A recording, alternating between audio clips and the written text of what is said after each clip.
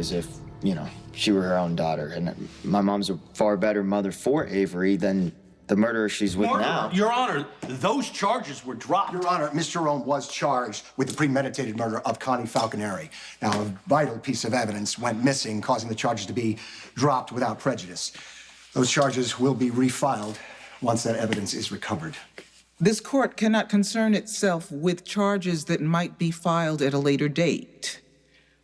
From now on, stick to the facts, Mr. Corinthos. The fact is that Ava Jerome killed a woman. Judge, what kind of mom does that? Sonny Corinthos killed his son's own biological father. What kind of a father is that? I went to prison, I did my time. The governor pardoned me.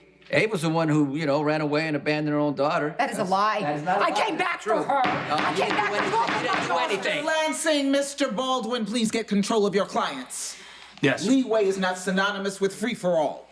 Understood, Your Honor. In deference to Mr. Corinthos' current state of health, can we please skip the sniping?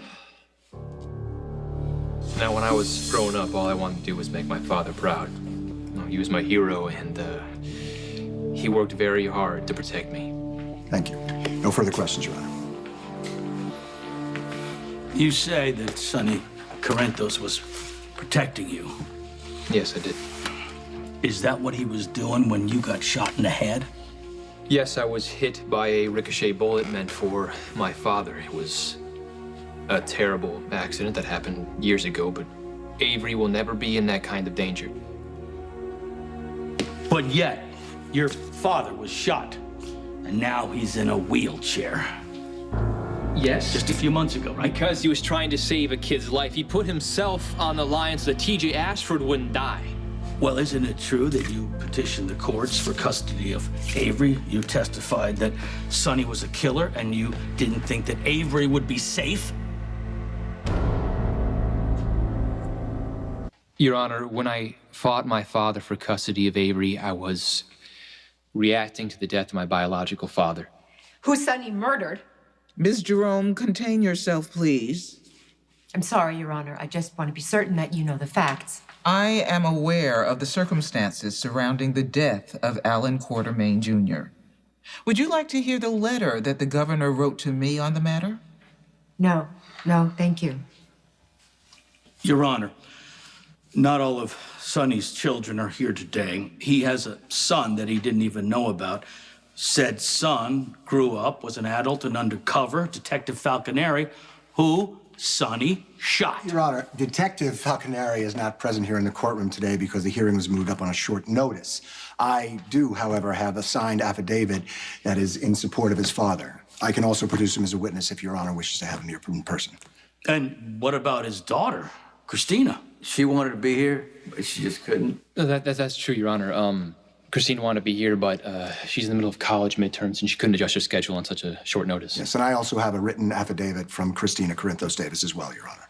I have noted the affidavits and will review them. Are you finished with this witness, Mr. Baldwin? Well, no, Your Honor. Mr. Corinthos, he has a very dark and complicated relationship with all of his children. So I think there's a lot more to discuss. Then I'd like to hear his testimony, not yours. Please continue with your questions for Mr. Corinthos. That's my point exactly. Are you now a Corinthos? Because didn't you legally change your name to Quartermain? When I found out that my father killed A.J. Quartermain, I was absolutely furious. Okay, I was grief-stricken. I wanted to punish him.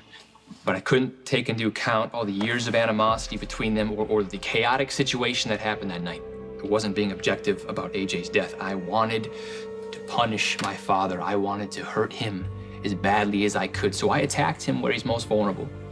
His love for his children. And I changed my name to wound him. I wanted to destroy any bond between us, but that's impossible.